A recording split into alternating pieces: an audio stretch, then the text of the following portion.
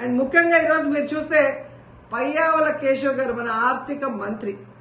ఒక రాష్ట్ర బడ్జెట్ అంటే రాష్ట్ర ప్రగతికి మూలం. అలాంటి బడ్జెట్ ని ఏ విధంగా పాజిటివ్ నోట్ తో ఇంట్రడ్యూస్ చేయాల్సింది పోయి ఒక నెగటివ్ నోట్ తో ఆయన ఇంట్రడ్యూస్ చేయడం చూస్తుంటే ఈ రాష్ట్ర ప్రభుత్వం, కూటమి ప్రభుత్వం ఏ విధంగా ప్రతికూల ధోరణితో ముందుకు వెళ్తుందో మనం అర్థం చేసుకోవాలి. ఎందుకంటే ఆర్థిక మంత్రి తన ప్రసంగంలో నీతి ఆయోగ్ చెప్పినట్టు రాష్ట్ర రుణ పరిమితి 0గా మారింది అన్నారు. మరి అదే మంత్రి ముగుస్తున్న ఆర్థిక సంవత్సరానికి 1,00,000 కోట్ల అప్పులు చేశాము, ప్రస్తుత ప్రవేశపెట్టిన ఈ బడ్జెట్ అంచనాల మేరకు ఇంకా 75,000 పైచిలుకు కోట్ల రూపాయలని అప్పులు చేయబోతున్నామని ఎలా ధైర్యంగా చెప్పారో ఆయన ఈ రాష్ట్ర ప్రజలకు చెప్పాల్సిన అవసరం ఉందని కూడా ఈ సందర్భంగా తెలియజేసుకుంటున్నాను. ముఖ్యంగా మన రాష్ట్రంని ఈరోజు మీరు చూస్తే హిరోషిమా, నాగసాకితో రాష్ట్రాన్ని పోలిస్తే ఎవరైనా పెట్టుబడులు ఈ రాష్ట్రానికి వస్తారా? ఈ రాష్ట్రాన్ని బాగు చేయాలనుకుంటున్నారా, సర్వనాశనం చేయాలనుకుంటున్నారా అనేది ఆయన చెప్పాల్సిన అవసరం ఉంది. ఎందుకంటే ఈరోజు పయ్యావుల కేశవ్ గారు చంద్రబాబు నాయుడు గారిని ఇంప్రెస్ చేయడానికి, భజన చేయడానికే సమయం అంతా కూడా వెచ్చిస్తున్నారు తప్ప తను పెట్టే బడ్జెట్ ఈ రాష్ట్రానికి, రాష్ట్ర ప్రజలకి ఉపయోగపడే విధంగా పెట్టాలి అన్న దాని మీద ఆయనకి కాన్సన్ట్రేషన్ లేదు అనేది మనం ఆ బడ్జెట్ ప్రసంగం చూస్తేనే అర్థమవుతుంది. వాళ్ళ అధికారంలోకి వచ్చి 9 సంవత్సరాలు అవుతున్నా ఇంకా జగన్మోహన్ రెడ్డి గారి మీద దుమ్మెత్తి పోయటం, అబద్దాలు చెప్పడం తప్ప మేము అధికారంలోకి వచ్చాక ఏం చెప్పాం, ఏం చేస్తున్నాం, దానికి ఎంత బడ్జెట్ కేటాయించాము అని చెప్పకపోవడం సిగ్గు చేయటని కూడా ఈ సందర్భంగా తెలియజేసుకుంటున్నాను. ఎందుకంటే చంద్రబాబు నాయుడు ముఖ్యమంత్రిగా దిగిపోయే నాటికి, జగన్మోహన్ రెడ్డి గారు ముఖ్యమంత్రిగా ప్రమాణ స్వీకారం చేసే నాటికి రాష్ట్రం ఖజానాలో 100 కోట్లే ఉంది. కానీ ఏ రోజు జగనన్న నెగటివ్ గా మాట్లాడలేదు. మేము చేయలేము, రాష్ట్రం అప్పుల్లో ఉందని చేతులెత్తేయలేదు. చక్కగా రాష్ట్రాన్ని పరిపాలించాడు, సంపదని సృష్టించాడు. తనిచ్చిన ప్రతి వాగ్దానాన్ని 99% ని ఏ విధంగా అమలు చేశారో ఈ రాష్ట్ర ప్రజలందరూ కూడా గమనించారు.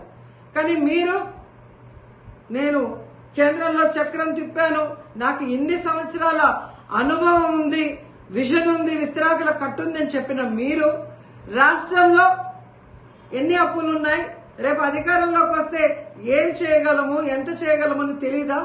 తెలియకుండానే మీరు హామీలు ఇచ్చారా? అంటే ప్రజల్ని మోసం చేయడానికి ఎంత దూరమైనా వెళ్తారా? ఈ రాష్ట్రంలో జగన్మోహన్ రెడ్డి చేసిన అప్పులు చాలా తక్కువ. చేసిన ప్రతి దానికి కూడా ఈరోజు వైట్ పేపర్ లో క్లియర్ గా రాసి చూపిస్తున్నాం. అన్ని కూడా మీకు కళ్ళ ముందే కనిపిస్తుంది. కానీ మీరు చేసిన అప్పులకి లెక్క లేదు, పక్కా లేదు. ఇచ్చిన హామీల్ని గాలికి వదిలేస్తాయి. అండ్ సిగ్గు లేకుండా ఈరోజు జగన్మోహన్ రెడ్డి గారు తెచ్చిన వాటిని మేం తెచ్చామని గొప్పగా చెప్పుకుంటున్నారు. ఈ ప్రసంగంలో మీరు చూస్తే పోలవరానికి 12,157 కోట్లు సాధించామని గొప్పగా చెప్పుకుంటున్నారు. ఇదే ఆర్థిక మంత్రి పయ్యావుల కేశవ్ గారిని అడుగుతున్నాను, మీరు అపోజిషన్ ఎమ్మెల్యేగా ఉన్నప్పుడు, జగనన్న ముఖ్యమంత్రిగా ఉన్నప్పుడు కేంద్ర ప్రభుత్వాన్ని ఒప్పించి ఈ నిధుల్ని జగనన్న గాదా తీసుకొచ్చింది? 2023-24 బడ్జెట్ సంవత్సరంలోనే అధికారిక ఆమోదం పొందింది. అప్పుడు అసెంబ్లీలో అపోజిషన్ ఎమ్మెల్యేగా ఉన్న మీకు తెలీదా? ఎలా సిగ్గు లేకుండా అది మేం తెచ్చుకున్నాము అని మీ క్రెడిట్ గా చెప్పుకుంటున్నారో నాకైతే అర్థం కావట్లేదు. కనీసం దాన్ని సక్రమంగా ఉపయోగించి ఆ పోలవరాన్ని తొందరగా పూర్తి చేయండి అని కూడా మిమ్మల్ని కోరుకుంటున్నాను.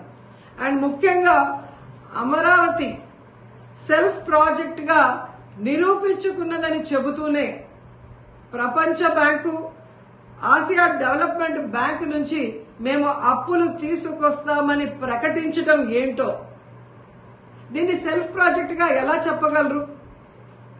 ఈ రాష్ట్ర సాయం అవసరం లేదంటూనే రాష్ట్ర బడ్జెట్ లో దాదాపుగా 6,000 కోట్లని కేటాయించారు.